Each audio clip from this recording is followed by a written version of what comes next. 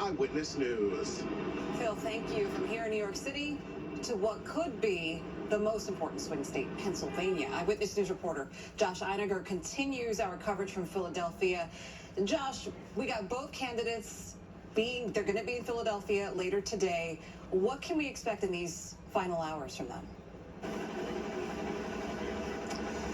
Shirlene, Mike, good afternoon, good morning, I should say, from Philadelphia. Behind me, through those trees, is the world-famous steps of the Philadelphia Museum of Art. They face Ben Franklin Parkway, and tens of thousands of people are expected to turn up later tonight for a star-studded finale to the Kamala Harris campaign. The likes of Ricky Martin and Lady Gaga, Oprah Winfrey, and of course Harris herself will be here for her final argument in this brutal campaign. This is one of 5 stops she's making across the state of Pennsylvania. Donald Trump making 2 stops in rural conservative Reading and also in the Pittsburgh area. This state, according to polls, and if you believe the polls, is locked in a completely dead heat, and it is going to be down to who actually turns out to vote, and more importantly, when they voted, in terms of the drama that will likely ensue later Tuesday night and, of course, for days following that. You may remember there was serious drama here 4 years ago.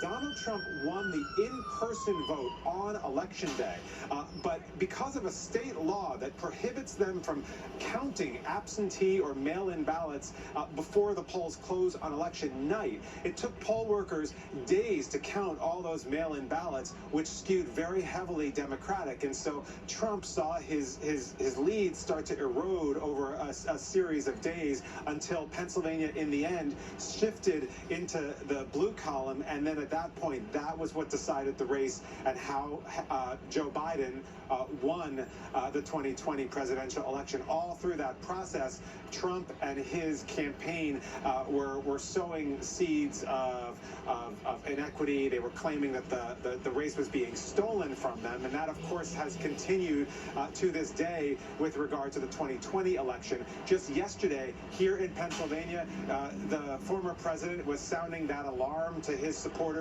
claiming without evidence that such a dynamic might play out again. So we are watching to see the drama and the likelihood for protests here in Pennsylvania throughout the week if this does come down to the wire in such a way as it did 4 years ago. We'll be watching it. For now, we're live in Philadelphia. Josh Einiger, Channel 7.